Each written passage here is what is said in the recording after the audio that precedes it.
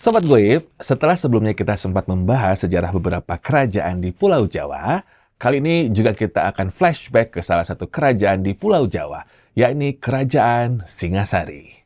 Kerajaan yang awal berdirinya memiliki kisah yang cukup dramatis. Ini semua karena dipicu oleh kisah cinta terlarang, pengkhianatan, dan ambisi dari seorang bernama Ken Arok.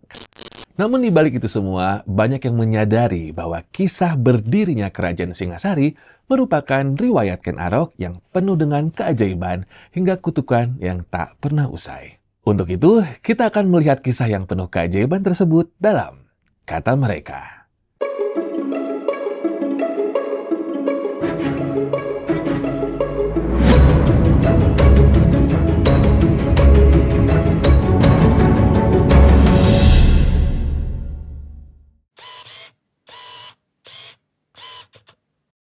Singasari adalah kerajaan Hindu-Buddha di Jawa Timur yang berdiri sejak tahun 1222 Masehi. Kisah berdirinya Kerajaan Singasari dimulai dari tragedi cinta antara Ken Arok dan Ken Dedes. Sebelum memimpin kerajaan, dalam sebuah naskah Pararaton yang diterjemahkan ulang, dikisahkan bahwa Ken Arok adalah anak dari seorang pencuri ulung bernama Ki Lembong. Ken Arok tumbuh besar dengan sosok berandalan yang erat dengan dunia perjudian, perampokan, hingga pemerkosaan. Dan pada akhirnya, Ken Arok bertemu dengan seorang Brahmana yang datang dari India bernama Lohgawe.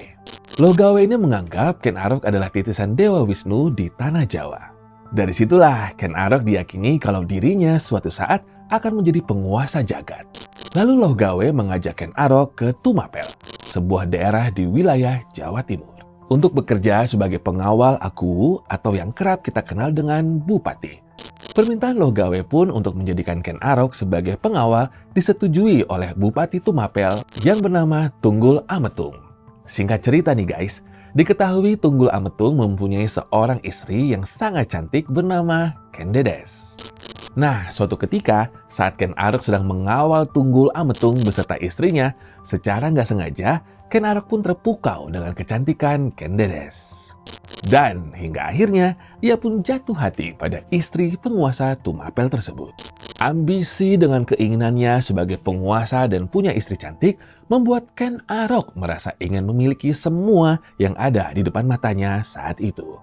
Dan demi mendapatkannya, Ken Arok pun merencanakan sebuah rencana jahat, yakni akan membunuh Tunggul Ametung agar mendapatkan tahta kekuasaan Tumapel sekaligus merebut istri cantik yang dikaguminya. Demi merealisasikan ambisinya, Ken Arok pun pergi ke sebuah desa yang dikenal dengan nama Desa Lulumbang untuk menemui pembuat keris terkenal bernama Empu Gandring. Disitulah langkah awal Ken Arok dalam mendapatkan keris ampuh sebagai senjata untuk melakukan niat jahatnya tersebut. Setelah mendapatkan keris tersebut, Ken Arok pun kembali ke Tumapel untuk melakukan misinya. Karena keris dari Empu Gandring tersebut, Ken Arok berhasil menghabisi nyawa majikannya dengan senjata ampuh yang dia bawa saat Tunggul Ametung sedang tertidur. Dan setelah Tunggul Ametung meninggal, tahta kekuasaan Tumapel berhasil direbut. Dan secara otomatis, Ken Dedes pun berhasil diperistri oleh Ken Arok. Seiring setelah direbutnya kekuasaan, Ken Arok pun melanjutkan ambisinya dengan melakukan pertempuran melawan Kerajaan Kediri, yang merupakan penguasa wilayah Tumapel saat itu. Pada akhirnya, Ken Arok berhasil memperluas wilayah Tumapel dengan memenangkan pertempuran. Dan hingga akhirnya mendeklarasikan awal berdirinya Kerajaan Singasari. Nah, berikut ini guys, kita juga akan membahas kisah di balik keris buatan Empu Gandring itu sendiri. Seperti yang sudah diceritakan tadi, keris yang digunakan oleh Ken Arok untuk merebut tahta kekuasaan Tunggul Ametung dinilai merupakan senjata legendaris yang dibuat oleh Empu Gandring. Dan konon nih, keris Empu Gandring ini sering disebut-sebut sebagai keris yang sangat sakti kegunaannya. Jadi guys, ketika Ken Arok memesan keris untuk membunuh Tunggul Ametung, Empu Gandring menjanjikan kepada Ken Arok bahwa keris ampuh yang dibuatnya akan diselesaikan dalam waktu 1 tahun. Namun selang beberapa bulan selama proses pembuatan keris tersebut, Ken Arok merasa tidak sabar untuk melakukan misi jahatnya. Sampai nih akhirnya, ketika keris itu belum jadi sesuai waktu yang ditentukan, Ken Arok mengambil secara paksa keris yang baru setengah jadi itu dari Empu Gandring. Dan ketika merebut keris tersebut dari Empu Gandring, Ken Arok juga membunuh Empu Gandring dengan keris tersebut. Wah, ini namanya senjata makan tuan ya. So, singkat cerita, setelah Ken Arok menancapkan keris yang dibuat oleh Empu Gandring dalam kondisi sekarat, sang pembuat keris itu pun mengucapkan beberapa kata yang mengartikan sebuah kutukan. Empu Gandring mengutuk jika keris itu nantinya juga akan membunuh 7 orang penguasa, termasuk Ken Arok dan keturunannya. Nah, kira-kira siapa aja yang akhirnya menerima kutukan tersebut? Mari kita masuk ke cerita berikutnya. Mendengar kutukan dari Empu Gandring, ternyata tidak membuat Ken Arok khawatir akan kutukan tersebut. Tapi setelah Ken Arok memimpin kerajaan Singasari, ternyata kutukan tersebut konon mulai terjadi secara turun-temurun. Nah sekarang, mari kita urutkan siapa saja yang menjadi korban kutukan keris Empu Gandring berdasarkan kisah yang ada. Korban kematian dari keris Empu Gandring yang pertama adalah Empu Gandring itu sendiri. Empu Gandring sendiri dianggap termasuk korban, karena kutukan itu disebutkan sebelum ia mati di tangan Ken Arok. Sehingga kutukan itu juga dianggap berlaku pada orang yang membuat keris itu sendiri. Lalu, korban yang kedua adalah Tunggul Ametung. Setelah membunuh Empu Gandring, keris keramat ini selanjutnya digunakan untuk membunuh suami dari Ken Dedes. Namun, ternyata bukan Ken Arok yang membunuh langsung Tunggul Ametung. Ken Arok membuat skenario dengan meminjamkan keris tersebut kepada rekannya yang merupakan Panglima Tumapel bernama Kebo Ijo. Pada suatu malam, Ken Arok secara diam-diam mengambil keris itu dari Kebo Ijo dan menyusup ke kamar Tunggul Ametung lalu membunuhnya. Sehingga akhirnya Kebo Ijo lah yang diketahui sebagai pembunuh Tunggul Ametung. Kita lanjut yang ketiga. Korban dari keris pusaka Empu Gandring itu sendiri adalah Kebo Ijo. Sesaat setelah kematian Tunggul Ametung, keesokan harinya Kebo Ijo harus dieksekusi mati karena dianggap membunuh sang pemimpin Tumapel tersebut. Kebo Ijo juga dieksekusi mati dengan menggunakan keris Empu Gandring, sehingga Kebo Ijo termasuk dalam korban kutukan dari keris keramat tersebut. Nah, korban keris Empu Gandring yang keempat adalah 2 orang sekaligus. Yang pertama adalah Ken Arok itu sendiri, dan seorang pengawal kerajaan yang bernama Ki Pengalasan. Sedikit cerita sebelumnya, Tunggul Ametung memiliki satu-satunya keturunan dari Ken Dedes yang bernama Anusapati. Ketika Anusapati beranjak dewasa, ia pun mulai mengetahui bahwa yang membunuh ayah kandungnya adalah Ken Arok. Karena hal itu, Anusapati pun ingin membunuh Ken Arok untuk membalaskan dendam ayah kandungnya. Namun, Anusapati saat itu mengutus salah satu pengawal kerajaan Singasari bernama Ki Pengalasan. Pengutusan ini untuk membunuh Ken Arok dengan keris yang sama.